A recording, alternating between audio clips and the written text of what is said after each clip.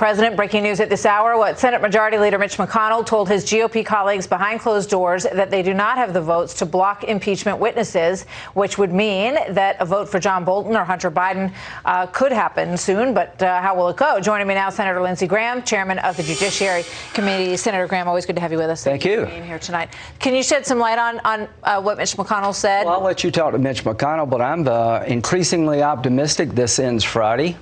I think the question is, should we have additional testimony from witnesses that the House refused to call? Let's assume for a moment that John Bolton would say what the New York Times said he would say. The president told me to put a freeze on the aid because I want to look at the Bidens. I'm paraphrasing. The president had every reason to want to look at the Bidens. The House managers told us there's not a scintilla of evidence that the Bidens did anything wrong. This has been completely debunked, thoroughly investigated. That's a complete lie. The defense team destroyed the House's case. If after listening to Pam Bondi, you're okay with how Hunter Biden conducted himself in the Ukraine, and you're okay with Joe Biden not having a clue of what was going on, that's more about you than it is anything else. There's a mountain of evidence that the Bidens were involved in corruption. The president would have been wrong not to ask the Ukrainians to help, given what we know about Hunter Biden and Joe Biden. So, you know, that the argument can be turned the other way by Democrats who say, well, you know, wouldn't you want to hear from John Bolton? Aren't you curious to know what he has to say? If you wanted to hear from him, why didn't you call him? You had a chance to call him. You didn't even subpoena him. You know why? You know why they didn't call John Bolton or anybody else? They said it would create a court case that would keep us from impeaching the president before Christmas. They want to impeach the president before the election, not to remove him from office through impeachment, but try to hurt him politically. This is the weakest case you'll ever see in the history of the country in terms of impeachment. It was a partisan vote in the House. And what's happened, the president will be acquitted, and I think it will be this week. But you've unleashed the forces of partisan hell on future presidents if we legitimize this. So you think that the vote on Friday is going to be a vote to acquit the president? I think the vote on Friday is going to get us to a vote to acquit the president before the State of the Union is my hope. And let me tell my colleagues who are wanting witnesses, you're not going to get just John Bolton. I'm going to ask, if there's one witness here, so I'm going to ask for Hunter Biden. Now, I want to prove to the country that there was ample reason to believe that Hunter Biden was corrupt and what he did in the Ukraine was against America's interest. I want to call Joe Biden and say, why didn't you follow up when you were told about your son's conflict of interest?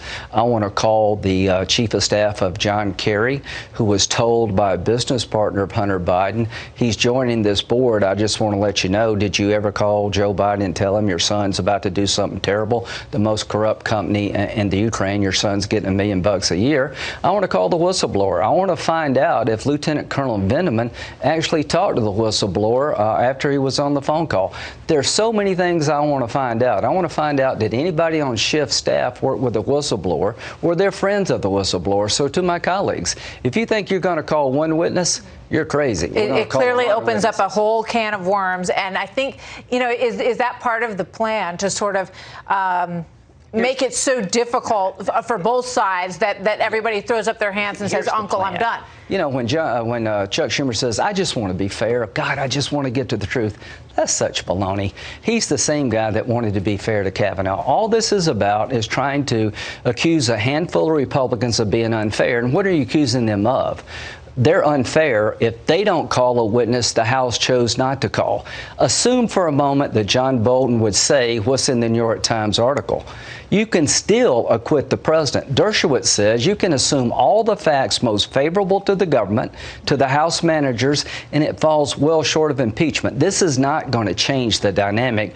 This is just trying to make it tough on a handful of Republicans. And what I heard in that conference today, I heard Republicans who are in a tough spot politically say, I love this country.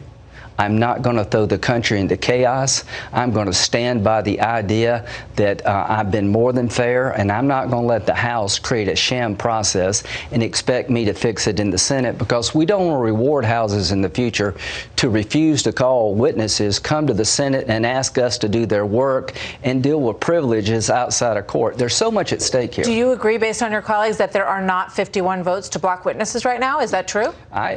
I keep telling you, I'm increasingly optimistic that we're going to get this case done, final verdict, before the State of the Union, which is next Tuesday, because we've been more than fair. And to John Bolton, I've known you for 20 years. I recommended you to the president. We have a very shared worldview. Somebody leaked this excerpt to the New York Times that either hates Trump, and there are a lot of people in our government apparently who hate President Trump, or somebody's trying to make money. Somebody's trying to increase book sales. The Wall Street Journal told John Bolton, why don't you just tell us what you know and what's on your mind? So, John, you've kind of thrown the country into a ditch here. Just come forward and say what's on your mind, hold a news conference, and we'll consider what you got to say if you think it's that important. But from my point of view, I've got all the evidence I need. The only reason we're in this box is because the House chose not to pursue John Bolton's testimony, because that means they couldn't impeach the president before the election or before Christmas. So I just think this, to me, needs to end. It needs to end now. But if it goes beyond this week, it's going to go for a long time, and Joe Biden and Hunter Biden are going to be asked questions. They were not allowed to be talked to in the House. They couldn't call Hunter Biden. They told us there's no there there.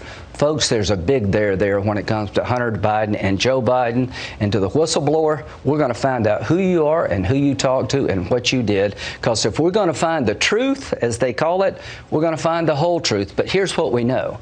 The record in the House is insufficient by any legal standard in the history of the country to impeach this president. It's a partisan political exercise that needs to die this week. And I hope they lose the majority in the House, the Democrats, so the next partisan group will remember, hey, when the Democrats did this to President Trump, they got beat. Senator Lindsey Graham, thank you very much, sir. Great to have you with us tonight. Thank you.